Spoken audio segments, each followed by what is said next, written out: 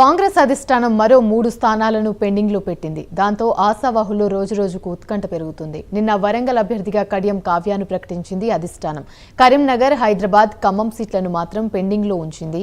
ఇప్పటివరకు 4 జాబితాల్లో కలిపి 14 స్థానాలకు అభ్యర్థులను ప్రకటించింది. పెండింగ్లో ఉన్న స్థానాలపై అధిష్టానం కసరత్తు చేస్తోంది.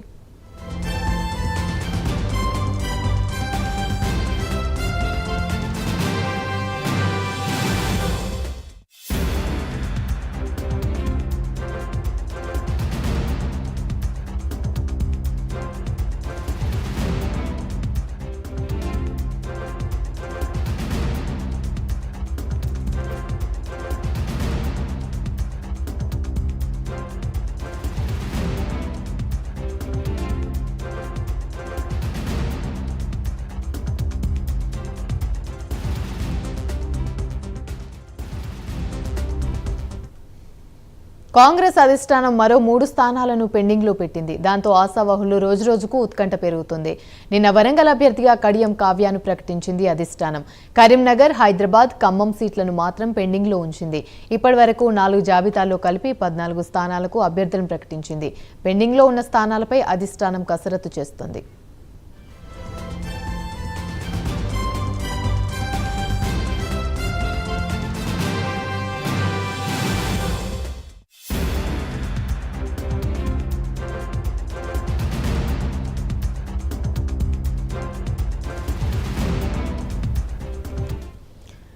రైట్, ఇక ఇదే అంశానికి సంబంధించి మరిన్ని వివరాలు మా ప్రతినిధి నాగేంద్ర లైవ్ ద్వారా మరిన్ని అప్డేట్స్ అందిస్తారు. నాగేంద్ర, చెప్పండి, కాంగ్రెస్ అధిష్టానం మరో 3 స్థానాలను అయితే పెండింగ్ లో పెట్టింది.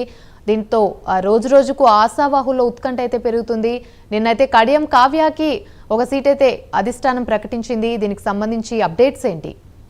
Thank you అమ్ని. తెలంగాణ రాష్ట్రంలో 17 పార్లమెంటు నియోజకవర్గాలకి జాతీయ పార్టీలతో పాటు మరొకవైపు బీఆర్ఎస్ పార్టీ కూడా అభ్యర్థులను ప్రకటిస్తూ కూడా ముందుకు వెళ్తున్నటువంటి పరిస్థితి ఉంది. దానిలో భాగంగా ఇప్పటికే ఒకవైపు బీజేపీ 17 పార్లమెంటు నియోజకవర్గాలకి అభ్యర్థులను ప్రకటించింది. దాంతోపాటు బీఆర్ఎస్ సైతం 17 పార్లమెంటు నియోజకవర్గాలకి అభ్యర్థులను ప్రకటించి తన ప్రచారంలో వేగాన్ని పెంచుతూ కూడా ముందుకు వెళ్తున్నటువంటి పరిస్థితి ఉంది. కానీ కాంగ్రెస్ మాత్రం ఇప్పటి వరకు 17 పార్లమెంటు నియోజకవర్గాలకు సంబంధించినటువంటి అంశంలో విడతల వారీగా తమ అభ్యర్థులను ప్రకటిస్తూ వస్తుంది. ఎందుకంటే టార్గెట్ 14 అనేటటువంటి అంశం కేంద్రంగా కాంగ్రెస్ 17 పార్లమెంటు నియోజకవర్గాల్లో 14 పార్లమెంటు స్థానాలను కైవసం చేసుకోవడమే లక్ష్యంగా ప్రస్తుతం అభ్యర్థులను ప్రకటిస్తూ వస్తుంది. దానిలో భాగంగా మొదటి జాబితాలో 4 మంది అభ్యర్థులను ప్రకటిస్తే, అదేవిధంగా రెండవ జాబితాలో 5 మంది ఆ పార్లమెంటు అభ్యర్థులను ప్రకటించడం జరిగింది. మరొక 3వ జాబితాలో 4, అదేవిధంగా 5వ జాబితాలో నిన్న కడియం కావ్యకి వరంగల్కి సంబంధించినటువంటి పార్లమెంట్ అభ్యర్థిగా నిన్న రాత్రి కడియం కావ్యను ప్రకటించడం జరిగింది.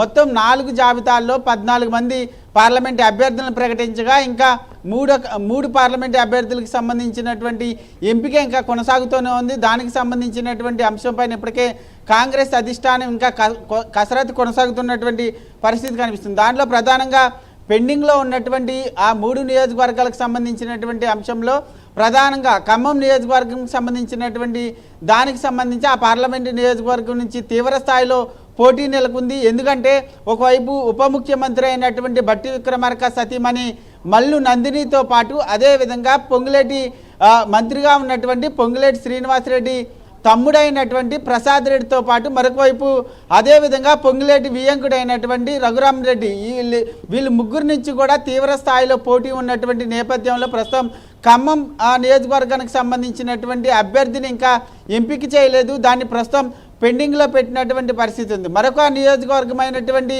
కరీంనగర్కి సంబంధించి ఇప్పటికే ఒకవైపు దాదాపు ప్రవీణ్ రెడ్డికి దాదాపు అక్కడ అభ్యర్థిగా ఖరారవుతుందంటూ కూడా వార్తలు వచ్చినప్పటికీ దాంతోపాటు మరొక అభ్యర్థి తాజాగా వెలుగులోకి రావడం జరిగింది. వేల్చెల్ రాజేంద్రరావు అనేటటువంటి అభ్యర్థి సైతం ప్రస్తుతం ఆ టికెట్ ఆశిస్తున్నటువంటి నేపథ్యంలో ప్రస్తుతం ఆ ఇద్దరికి ఎవరికి ఇవ్వాలనేటటువంటి సందిగ్ధతలో ప్రస్తుతం కాంగ్రెస్ అధిష్టానం ఉంది. దాంతో కరీంనగర్కి సంబంధించినటువంటి పార్లమెంటు అభ్యర్థి ఎంపిక కూడా పెండింగ్లో పడింది. దాంతోపాటు మరొక నియోజకవర్గమైనటువంటి హైదరాబాద్ పార్లమెంటు నియోజకవర్గానికి వచ్చేటప్పటికీ ప్రధానంగా ఇక్కడ హైకోర్టు న్యాయమూర్తికి సంబంధించి సహజన తుబుసుం ఈ హైకోర్టు న్యాయవాదితో పాటు మరొక అభ్యర్థి కూడా ఇక్కడ నుంచి టికెట్ ఆశిస్తున్నారు. సమీరుల్లా ఇద్దరి మధ్య పోటీ నెలకొంది. ఇద్దరిలో టికెట్ ఎవరికి ఇవ్వాలన్న దానిపైన ఇంకా అధిష్టానం నిర్ణయం తీసుకోలేదు. దీంతో ఈ 3 నియోజకవర్గాలకు సంబంధించి మాత్రం ఇంకా కాంగ్రెస్ అధిష్టానం కసరత్తు చేస్తుంది. మరొక 2-3 రోజుల్లో ఈ 3 నియోజకవర్గాలకు సంబంధించినటువంటి అభ్యర్థుల ఎంపిక కూడా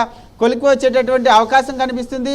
ఇప్పటికే 14 పార్లమెంటు నియోజకవర్గాలకు సంబంధించి అభ్యర్థుల్ని ప్రకటించడం జరిగింది. ప్రస్తుతం ఈ 14 మంది కూడా ప్రస్తుతం గ్రౌండ్ లెవెల్లో తమ ప్రచారాన్ని చేసుకుంటున్నారు. మరొకవైపు ఈ 3 నియోజకవర్గాలకు సంబంధించినటువంటి అభ్యర్థులను కూడా ప్రకటించాల్సినటువంటి అవసరం కనిపిస్తుంది. మొత్తానికి 6వ తేదీన తుక్కుగూడ వేదిక భారీ బహిరంగ సభను కాంగ్రెస్ పార్టీ నిర్వహిస్తుంది. కాబట్టి 6వ తేదీ లోపే అభ్యర్థులందరినీ కూడా ఇంకా 3 నియోజకవర్గాలకు సంబంధించినటువంటి అభ్యర్థులందరినీ ప్రకటించి మొత్తం 17 పార్లమెంటు నియోజకవర్గాలకు సంబంధించినటువంటి అభ్యర్థులందరినీ కూడా తుక్కుగూడ బహిరంగ సభా వేదికగా పరిచయం చేయడంతో పాటు మరొకవైపు అక్కడ కాంగ్రెస్కి సంబంధించినటువంటి ఎన్నికల మేనిఫెస్టో దానికి సంబంధించి తెలుగులో మరొకవైపు ఏఐసిసి అధ్యక్షుడైనటువంటి ఖర్గేతో పాటు మరొకవైపు రాహుల్ గాంధీ ఆ మేనిఫెస్టోని రిలీజ్ చేయడంతో పాటు మరొకవైపు 5 గ్యారెంటీలు దేశంలో కాంగ్రెస్ అధికారంలోకి వస్తే ప్రజలకి ఏం చేస్తామన్న దానిపైన ప్రధానంగా తుక్కగూడ వేదికగా 5 గ్యారెంటీలు అదేవిధంగా మేనిఫెస్టోతో పాటు మరొకవైపు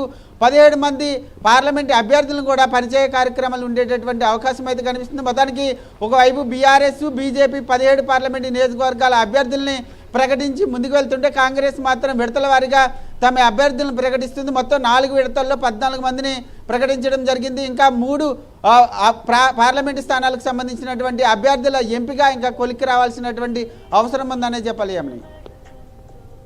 రైట్, థ్యాంక్ యూ నాగేంద్ర.